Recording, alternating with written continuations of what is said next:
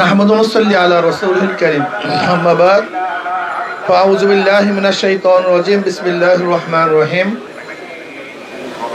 ইনিল হুকমু ইল্লা লিল্লাহ দুরূদ শরীফ সাল্লাল্লাহু আলাইহি ওয়াসাল্লাম। ইসলামী ছাত্র আন্দোলন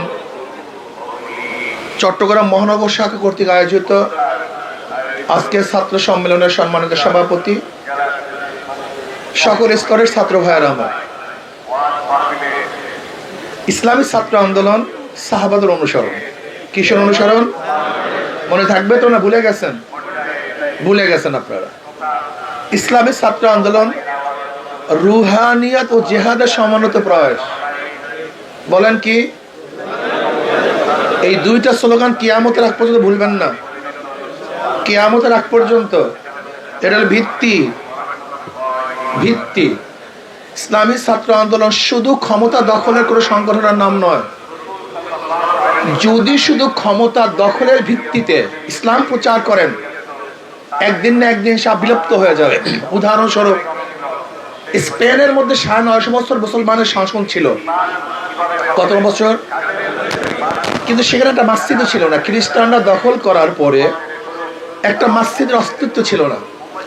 অথচ পাক উপমহাদেশে 200 বছর ব্রিটিশরা শোষণ করার পরেও মসজিদ কমাতে পারে নাই, মসজিদ বাড়ছে। মাদ্রাসা কমাতে পারে নাই, মাদ্রাসা বাড়ছে। টুপিওয়ালা কমাতে পারে নাই, টুপিওয়ালা বাড়ছে। দাড়িওয়ালা কমাতে পারে নাই, দাড়িওয়ালা বাড়ছে। কারণটা কি? এর কারণটা স্পেনের মধ্যে মুসলমানরা বিলীন হয়ে গেছে।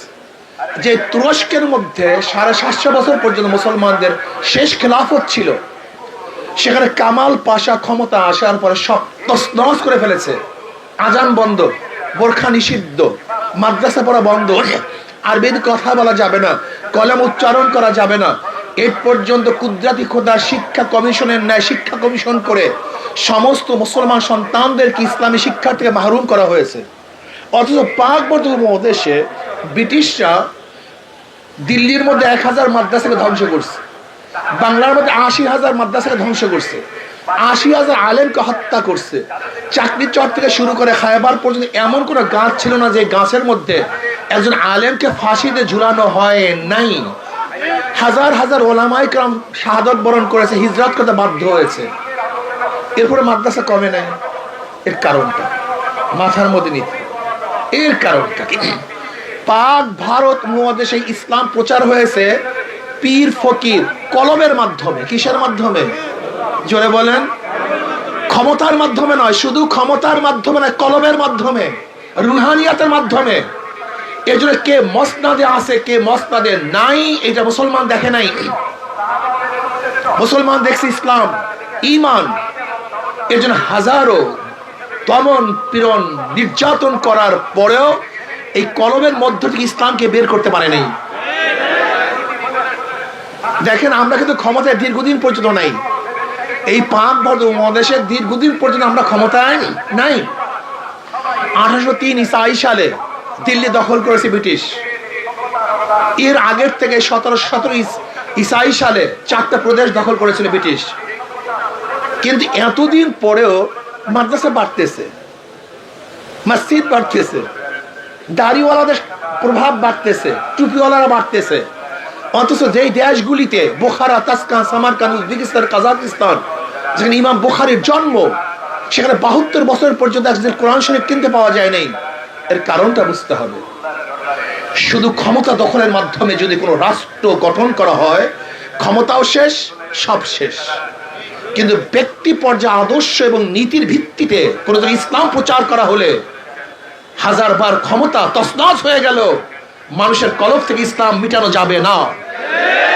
মানুষের কলব থেকে ইসলামকে দূর করা যাবে না।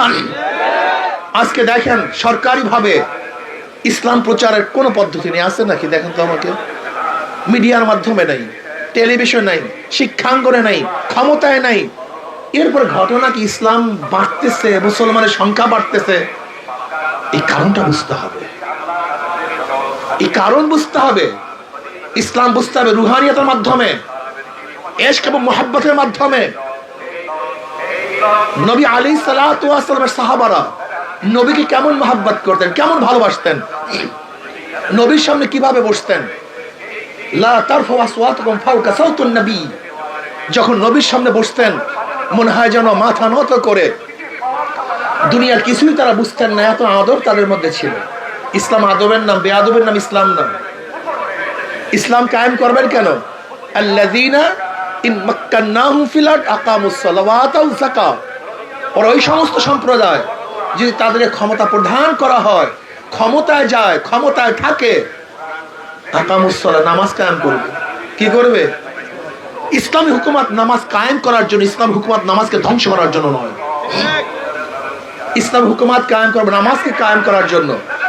অথচ আমরা দেখা যায় অনেকে ইসলাম হুকুমত আসার আগে নামাজকে ধ্বংস করে ফেলেছে।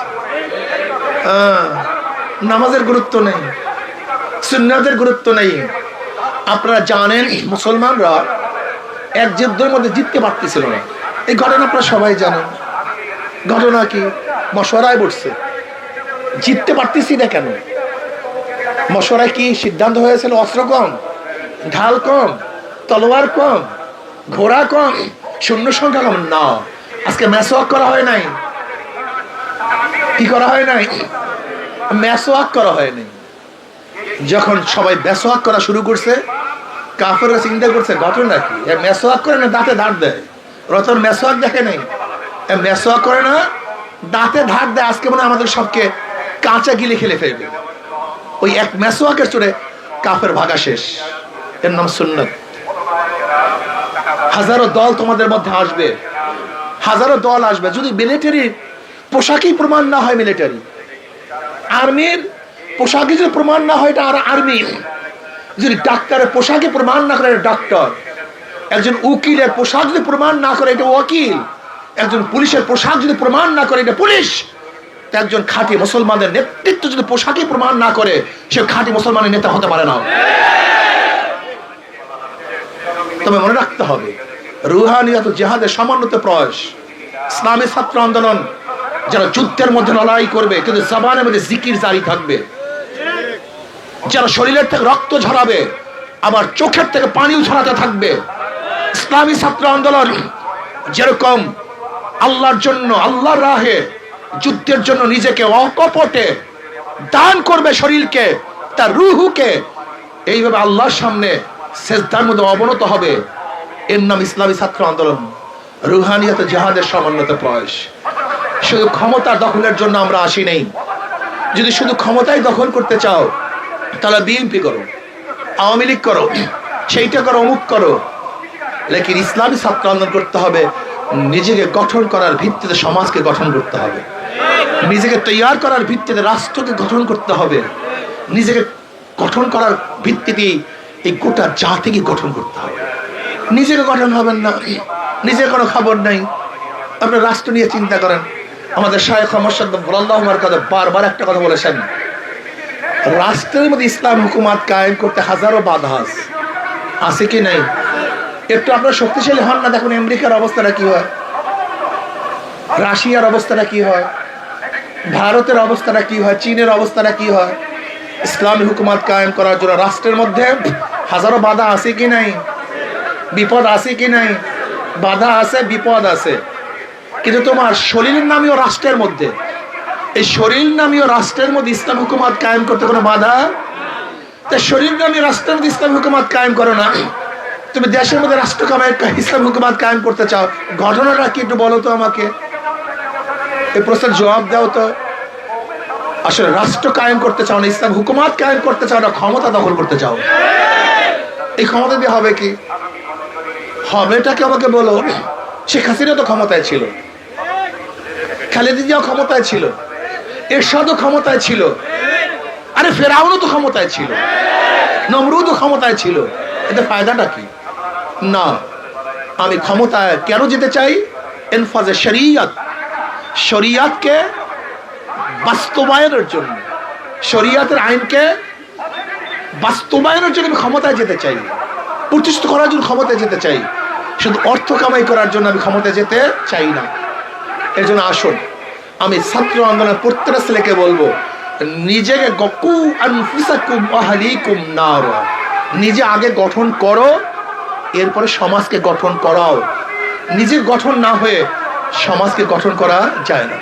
আমি বিশ্বাস করি ঈশা ছাত্র আন্দোলন, রুহানিয়ত ও জেহাদের সম্মানিত প্রয়াস, এদের বাহ্যিক শক্তির চেয়েও রুহানি শক্তি অনেক বেশি থাকবে। এদের বাহ্যিক কথার চেয়েও তাদের রুহানি কথা অনেক শক্তিশালী হবে। এদের বাহ্যিক দৃষ্টির চেয়েও তাদের রুহানি দৃষ্টি আরো মারাত্মক হবে।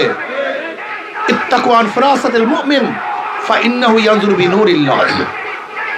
কাজে আমাদের চক্ষু, আমাদের কান, আমাদের জবান, আমাদের পাও, হাতগুলি যখন শরীয়ত সম্মত হবে, তখন ঈশা ছাত্র আন্দোলন বিজয় অর্জন করবে ইনশাআল্লাহ।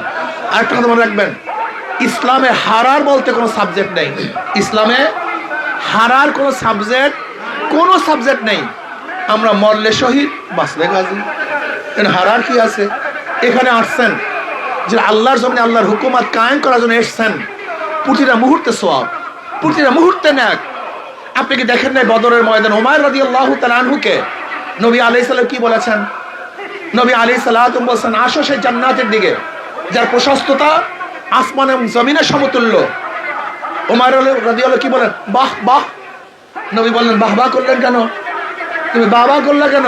বলে জান্নাতের মালিক হতে চাই, ওই জান্নাতের মালিক হতে চাই। এরপর তার খুঁটির মধ্যে কিছু খাজুর ছিল, খাজুর কথা খাই দিয়েছিলেন। চিন্তা করছেন এই খাজুর খাওয়া পর্যন্ত অনেক সময়, এত খাজুর খাওয়ার সময় নেই, ফিকে মারছেন, বদরের ময়দানে ঝাঁপিয়ে পড়েছেন, শহীদ হয়ে গেছেন। কিসের আশা বলেন তো? কথা বলেন না কেন? আশাটা কি ছিল?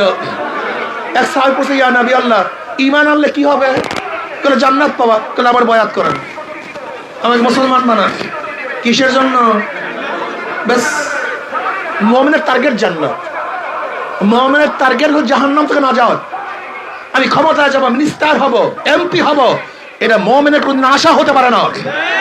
আল্লাহ না করুক, তোমরা যদি এমপি হওয়ার জন্য, ক্ষমতায় যাওয়ার জন্য, চাকরির পদোন্নতির জন্য, দুনিয়ার স্বার্থের জন্য যুদ্ধ করো, সব বেকার।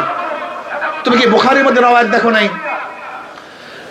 কিয়ামতের ময়দানে আল্লাহ পাক এক ব্যক্তিকে দাঁড় করবেন, এদিকে ব্যক্তি শহীদ। বলে কি করছো আমার জন্য? বলে আল্লাহ তোমার জন্য তোমার রাস্তায় গলা কাটাই দিস। আল্লাহ বলবেন, আমি জানি কেন গলা কাটাইছো। তোর আলোচনা সব জায়গায় ছড়িয়ে পড়বে, তোর পদোন্নতি হবে, তুই গনিমতের মাল অর্জন করবি, তোকে সবাই বীর বলবে, যোদ্ধা বলবে। এই কারণে শহীদ হয়েছে, আমার জন্য না। আল্লাহ কি বলবেন? ফেরেশতাকে ধর ওকে জাহান্নামের শিকার লাগা, উপর কর, টানতে টানতে জাহান্নামে নিক্ষেপ কর। হয়েছে শহীদ, কিন্তু জান্নাতীরা জাহান্নামী। কারণটা কি বলেন না কেন? উদ্দেশ্য কি ছিল?